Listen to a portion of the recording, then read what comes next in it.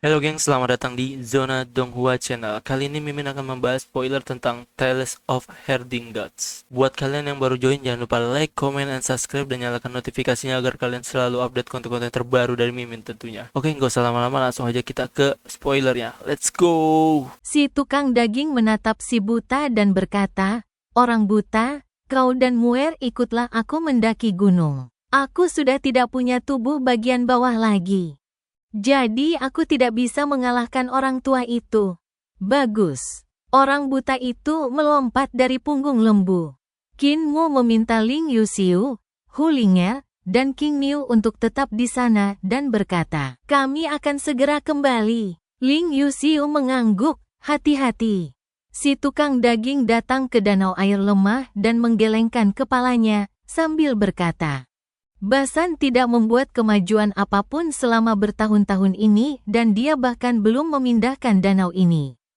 Ia menarik napas panjang, dan rubah kecil yang cerdik serta lembu biru di belakangnya tak kuasa menahan diri untuk tidak terkejut. Mereka melihat angin bergulung-gulung, dan awan-awan di langit pun tersapu angin kencang. Lalu menyerbu ke mulut lelaki tua di depan mereka hanya dengan tubuh bagian atas. Padang rumputnya tinggi dan awan-awannya relatif rendah, tetapi mereka masih berjarak ribuan kaki darinya. Pria tua itu menarik napas, dan bahkan awan putih di langit pun tersedot ke dalam perutnya. Rasanya begitu kuat sampai-sampai agak konyol. Ini. Master legendaris dari sekolah seni bela diri paling maju. Ling Yuxiu sangat terkejut. Sejak Master Negara Yan Kang memanggil para master dari perguruan keterampilan tempur untuk membahas Dao. Beberapa dari mereka meninggal, beberapa melarikan diri, dan beberapa bahkan bersembunyi dan menghilang. Akan tetapi, tidak ada satupun pakar tempur papan atas yang muncul dalam perdebatan itu. Aliran keterampilan tempur lebih kuat daripada tubuh fisik, dan master aliran keterampilan tempur teratas memiliki karakteristik, yaitu, sebagian tubuh mereka telah menjadi dewa. Mereka tidak perlu dengan sengaja memperlihatkan kekuatan supranatural mereka, setiap gerakan yang mereka lakukan adalah kekuatan supranatural. Jelaslah. Lelaki tua yang hanya memiliki tubuh bagian atas ini adalah orang seperti itu. Si tukang daging menarik napas dalam-dalam, hampir mengosongkan semua awan di sekelilingnya. Lalu mengembuskannya dalam satu tarikan napas. Dengan suara cipratan yang keras, danau Ruosui di hadapan mereka tiba-tiba terangkat, dan ombaknya makin tinggi dan tinggi. Seakan-akan laut telah terangkat. Laut yang tegak lurus ini surut dengan cepat, dan hampir seketika tertiup ke pegunungan yang tertutup salju. Memenuhi lembah-lembah besar dan kecil di pegunungan yang tertutup salju. Di depan mereka, danau mengering, bahkan tulang-tulang di dalamnya pun tertiup angin. Meskipun dasar danau masih agak basah, tidak ada endapan lumpur, dan endapan lumpurnya telah dikikis bersih. Qin Mu membuka mata ketiganya dan melihat. Lalu melihat bahwa tirai yang menutupi danau itu tertiup pergi oleh si tukang daging dalam satu tarikan napas, dan tidak seorang pun tahu kemana tirai itu terbang. Para master tingkat atas dari sebuah sekolah seni bela diri tidak memiliki kekuatan magis untuk mengubah geografi, tetapi makhluk seperti itu memiliki tubuh yang sangat kuat. Jadi mengapa mereka membutuhkan kekuatan magis untuk mengubah geografi dan cuaca? Jika aku bisa memiliki tubuh fisik seperti perguruan bela diri, ilmu pedang seperti perguruan pengendali pedang, dan kekuatan magis seperti perguruan sihir, bukankah aku akan menjadi tak terkalahkan? Qin Mu mengerjap dan mengikuti si tukang daging. Ia sedang berlatih tiga dan gong tubuh tiran. Tiga dan gong tubuh tiran memang hebat dalam segala hal, kecuali tidak memiliki kekuatan magis, tidak ada metode pemurnian tubuh, dan tidak ada ilmu pedang. Justru karena dia sedang berlatih teknik tiga dan tubuh tiran, maka si tukang daging tidak mewariskan teknik pemurnian tubuhnya kepadanya, agar tidak menghambat kemajuan kultivasinya. Faktanya, setiap orang di desa itu punya keterampilan uniknya masing-masing, tapi tidak ada yang mengajarkannya. Terdengar teriakan kaget di Istana Emas Loulan. Dalam satu tarikan napas, danau air lemah di depan Istana Emas terhempas. Kekuatan magis yang luar biasa itu tentu saja mengejutkan para penyihir di Istana Emas. Di depan kuil, Wu Zun berdiri memegang tongkat kerajaan. Dengan dua cahaya keemasan bersinar di matanya, menimpa 3 orang yang berjalan melintasi dasar danau, dan sudut matanya bergetar. Ia adalah kepala sekolah Istana Emas. Karena iri dengan tubuh kuat Sang Jagal, setelah mengetahui bahwa Sang Jagal telah mengayunkan pedangnya ke langit dan dipenggal oleh para dewa, ia segera menyelinap ke Yankang. Menghancurkan sekte kecil yang telah mengambil tubuh bagian bawah Sang Jagal, dan mengambil tubuh bagian bawah Sang Jagal. Ia tahu betul bahwa tubuh tukang daging itu lebih baik daripada tubuhnya sendiri, jadi ia dengan tegas memotong tubuh bagian bawahnya dan menggantinya dengan tubuh tukang daging itu. Dan sekarang, situasi dalam mimpi buruknya menjadi kenyataan. Sang Han Surgawi tidak mati. Ia selamat dan kini datang untuk meminta tubuh bagian bawahnya kembali. Sudut mata Wu Zun bergetar hebat. Lalu ia berbalik dan berjalan masuk ke dalam kuil. Di kuil-kuil di dalamnya, terdapat kerangka-kerangka emas yang duduk bersila. Ada bentuk manusia dan hewan. Total ada 18 kuil. 17 di antaranya dipenuhi kerangka emas. Di kuil ke-18, duduk seorang lelaki tua berambut acak-acakan dan berwajah kotor, yang hanya tinggal kulit dan tulang. Dan duduk di sana seolah-olah mati. Yang mulia, Han Surgawi ada di sini. Wu Zun bersandar pada tongkatnya, berlutut dengan satu kaki, dan menundukkan kepalanya. Lelaki tua kurus kering dan acak-acakan di kuil itu membuka matanya, tatapannya tajam, dan suaranya bagaikan burung hantu. Di mana anak suci yang bereinkarnasi yang ku minta kau temukan? Butiran-butiran keringat keemasan muncul di dahi emas Wu Zun, dan dia berkata dengan suara serak. Aku belum merekrut siapapun. Lelaki tua yang berantakan itu berkata tajam, tanpa anak suci yang bereinkarnasi, bukankah 17 reinkarnasiku akan sia-sia? Aku hanya setengah langkah lagi untuk menjadi dewa, setengah langkah lagi. Wu Zun menundukkan kepalanya dalam-dalam dan tidak berani berbicara. Pria tua yang berantakan itu berteriak dengan tegas. Denganku di sini, pedang surgawi tidak akan berani mempermalukanmu, tapi aku tidak akan mengorbankan nyawaku untuk membantumu dengan mudah. Kembalikan tubuh bagian bawahnya kepadanya. Dan segera temukan anak suci yang bereinkarnasi untukku. Wu Zun terkejut, dan tiba-tiba seberkas cahaya menyambar dan memotong pinggangnya, membuatnya tidak punya waktu untuk berhenti. Wu Zun terdiam sejenak, lalu berkata, "Saudara muda Jiakuo, masuklah." Mendengar berita itu, seorang raja penyihir bergegas masuk ke kuil dan membungkuk sambil bertanya, "Ada apa?" "Tuan penyihir," Wu Zun mengangkat tongkatnya dan menusuk kepalanya, lalu memotong bagian bawah tubuhnya dan menyambungkannya dengan tubuhnya sendiri. Wajahnya tenang dan ia membungkuk, "Tuan, saya pamit." Lelaki tua yang acak-acakan itu menutup matanya dan berkata, "Jika kau tidak dapat menemukan anak suci yang bereinkarnasi, kau tahu konsekuensinya." Raja penyihir membungkuk, mengambil tubuh bagian bawah si tukang daging, dan keluar dari kuil. Setelah keluar dari kuil, ia mendengar suara mengunyah dari kuil. Seolah-olah ada sesuatu yang sedang memakan tubuh Raja Penyihir Jiakuo. Sudut mata Raja Penyihir berkedut lagi, dan ia merasakan nyeri tajam di pinggangnya. Ia hanya menempatkan dirinya dengan kasar di tubuh bagian bawah Raja Penyihir Jiakuo dan dengan paksa menggunakan kekuatan sihirnya untuk menghubungkan keduanya. Tetapi daging dan darah mereka tidak menyatu, dan tulang, urat, meridian, ki dan darah, serta esensi mereka tidak terhubung. Dia harus menggunakan ramuan rahasia untuk menggabungkan keduanya dan mengubah tubuh Gyatso menjadi miliknya sendiri. Sejak mendapatkan tubuh bagian bawah si tukang daging, ia berpikir bahwa ia akhirnya bisa melangkah lebih jauh dalam hidupnya.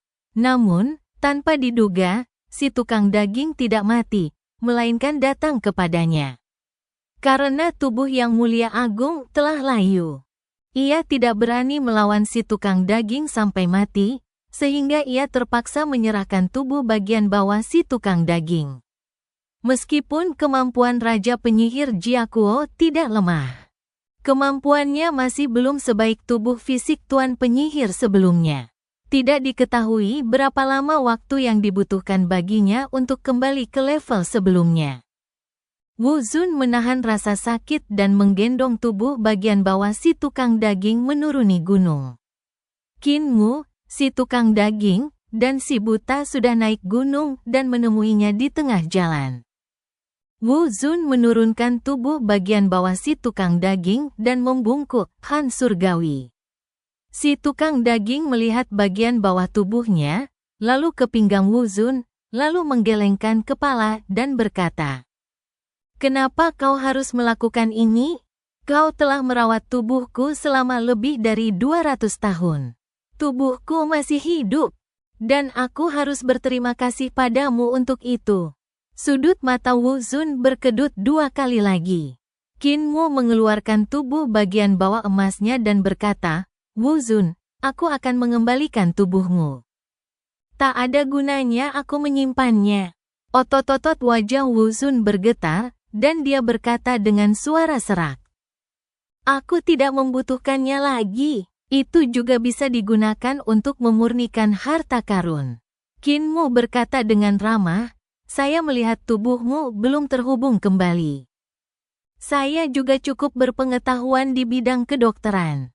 Jika Wu Zun mempercayai saya dapat membantumu terhubung kembali. Kau ingin memanfaatkan kesempatan ini untuk menyakitiku?" Wu Zun mendengus dingin, berbalik dan pergi dengan tubuh bagian bawahnya. Qin Mu menggelengkan kepala dan mendesah, seorang dokter itu seperti orang tua. "Aku berencana menggunakan tubuhnya untuk berlatih, lalu membantu kakek Tu menyambung kembali tubuhnya." Tukang daging itu tersenyum dan berkata, "Saya percaya pada kemampuan medis Anda. Tentu saja, akan lebih baik lagi jika kita bisa kembali dan mencari apoteker agar dia bisa merawat saya secara langsung, tetapi akan memakan waktu terlalu lama untuk kembali ke Daksu." Tiba-tiba ia berteriak, "Orang tua, apakah kau masih hidup?" Suaranya begitu keras hingga menggema di seluruh gunung. Sebuah suara tua dan tajam terdengar dari istana emas Loulan, "Jangan khawatir, Tian Dao belum mati." "Bagaimana aku bisa mati? Hantu tua ini masih hidup." Si tukang daging mencibir, "Cepat atau lambat aku akan membunuhmu. Ayo pergi." Qin Mu mengangkat tubuh bagian bawah tukang daging, dan mereka bertiga turun gunung bersama. Orang buta itu menoleh ke atas gunung dan berkata sambil berpikir, "Orang di dalam sana sangat kuat."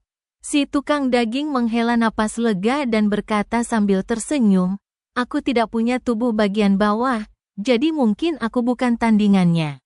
Karena itulah aku memintamu ikut denganku untuk menghadapinya." Orang tua ini telah bereinkarnasi 17 kali dan hidup selama 18 kehidupan. Aku khawatir dia sudah hidup 10.000 tahun, tapi dia masih hidup. Aku sudah melawannya beberapa kali, dan dia sangat kuat. Qin Mu kehilangan suaranya dan berkata, "Hidup selama 18 kehidupan? Hidup selama 10.000 tahun? Bagaimana mungkin? Bagaimana mungkin?" Kau pasti pernah melihat dewa dan iblis yang telah hidup lebih dari 10.000 tahun di reruntuhan besar, kan? Sebenarnya, masih ada beberapa hal mengerikan di dunia ini.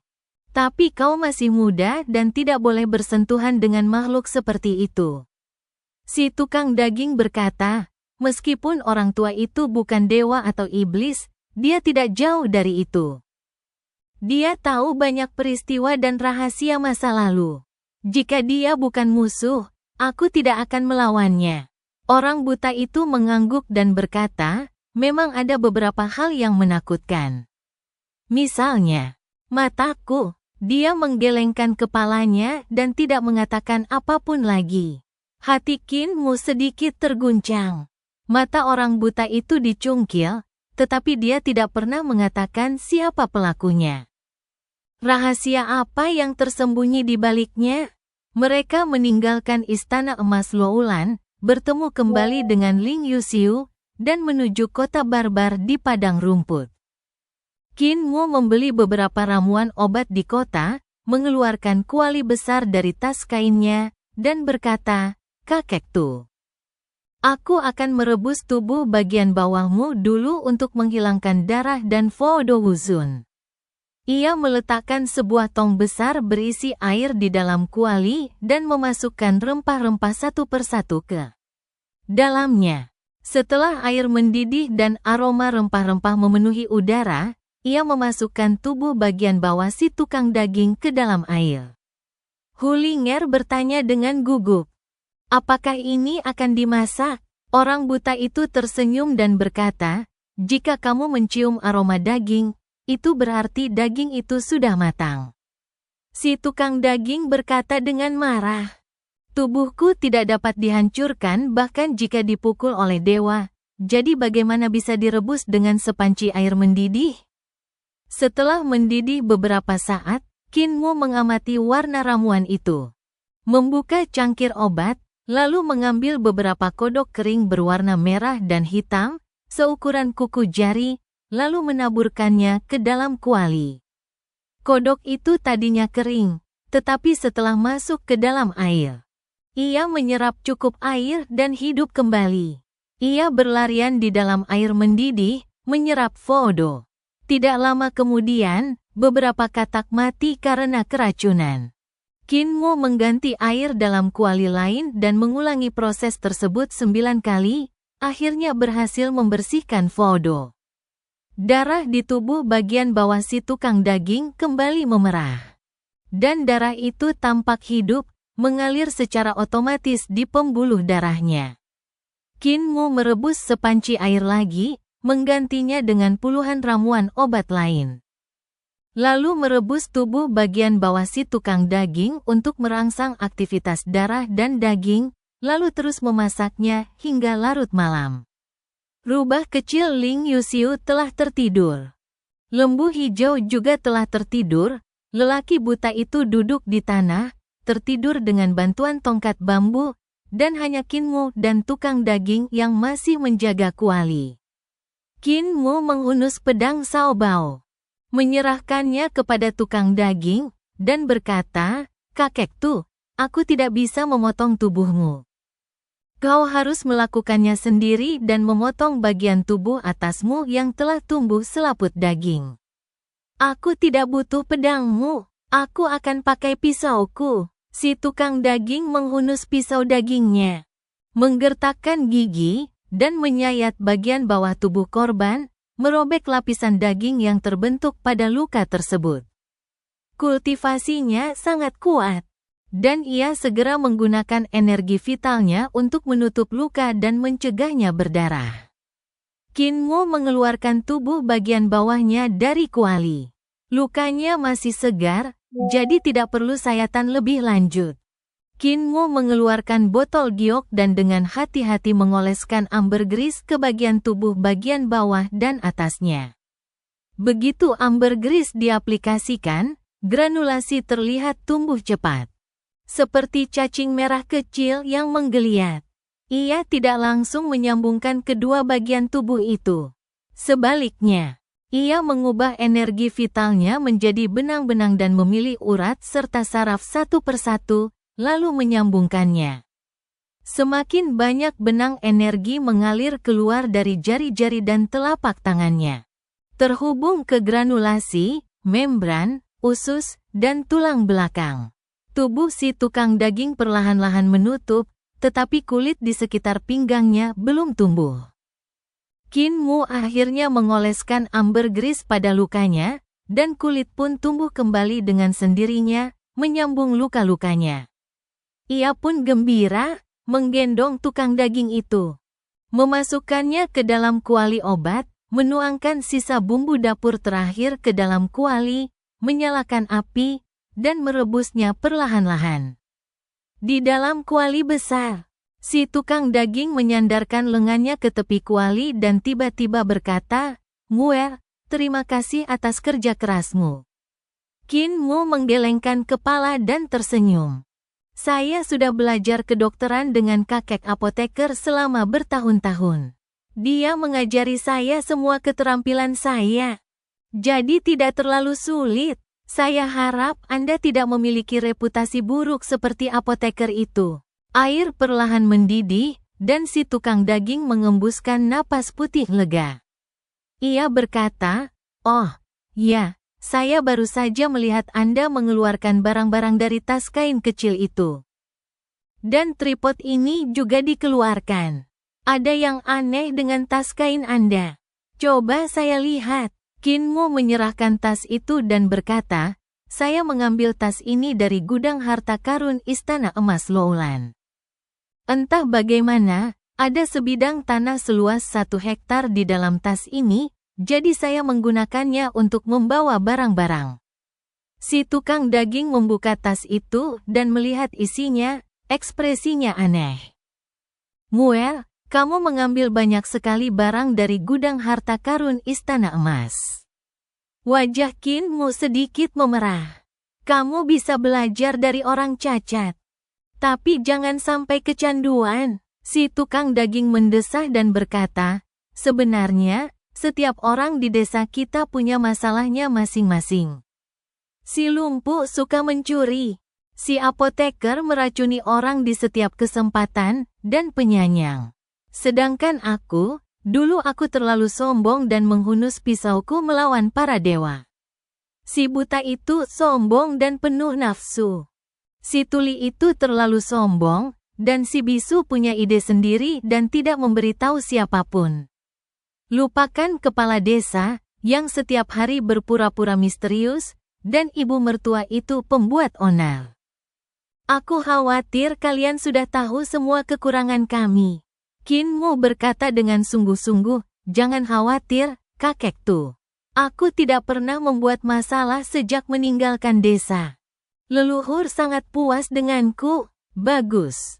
Kamu bisa menimbulkan masalah, tapi kamu harus bisa mengatasinya." Tukang daging itu menggoyangkan kantong itu dan berkata sambil tersenyum, "Saya pernah melihat kantong seperti ini sebelumnya. Namanya kantong Taoti, dan terbuat dari kulit Taoti. Seharusnya ada Taoti berdarah murni di reruntuhan itu. Tapi mungkin kita bisa mengalahkan mereka jika kita semua pergi ke desa bersama-sama." Kulit yang digunakan untuk kantong Taotimu bukanlah kulit Taoti berdarah murni, tapi sudah memiliki garis keturunan yang sangat tinggi. Kantong Taoti yang pernah saya lihat sebelumnya hanya berukuran 1 kaki persegi dan tidak bisa menampung banyak barang. Seharusnya terbuat dari kulit hewan eksotis yang mengandung darah Taoti. Jadi begitu, Qin Mu terkejut dan berkata cepat, "Aku pernah melihat beberapa rumah yang tidak terlihat besar dari luar, tetapi sangat luas di dalamnya. Mengapa begitu? Caranya sangat mudah. Gunakan tulang hewan eksotis yang mengandung darah Taoti, giling hingga menjadi bubuk, lalu campurkan ke dalam batu. Atau Anda bisa mengecatnya. Dengan begitu, ruang di dalamnya akan menjadi lebih luas." Si tukang daging berkata, "Taoti adalah binatang mitos, sejenis naga.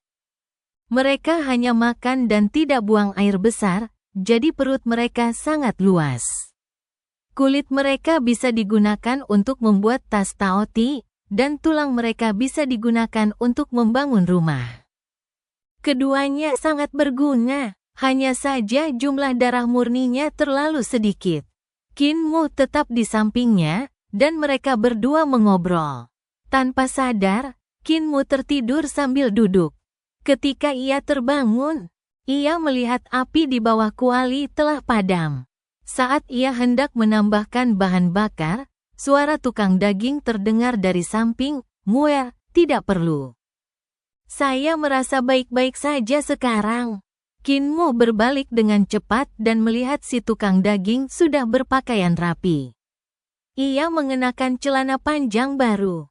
Celana panjang ini dibuat Qin Mu dengan kain yang dibelinya saat membeli obat. Orang tua itu mengenakan jubah longgar dan jenggotnya yang acak-acakan dicukur bersih, membuatnya tampak rapi dan agung tanpa terlihat marah. Si tukang daging menatapnya dari atas ke bawah, mengangguk berulang kali, "Kamu sudah dewasa. Dulu kami membantumu, tapi sekarang kamu bisa membantu kami.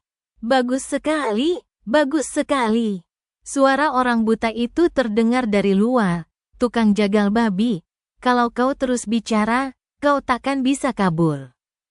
Muridmu mengejar kita." Tukang daging itu keluar dan berkata, "Ada tulang tangan dewa di dalam tas taotimu. Aku akan menyimpannya untukmu. Kau tidak boleh mengambilnya sekarang. Dewa itu masih hidup. Jika kau mengambilnya, itu hanya akan membawa malapetaka bagi dirimu sendiri." Qin Mu terkejut. Pemilik tulang tangan itu masih hidup,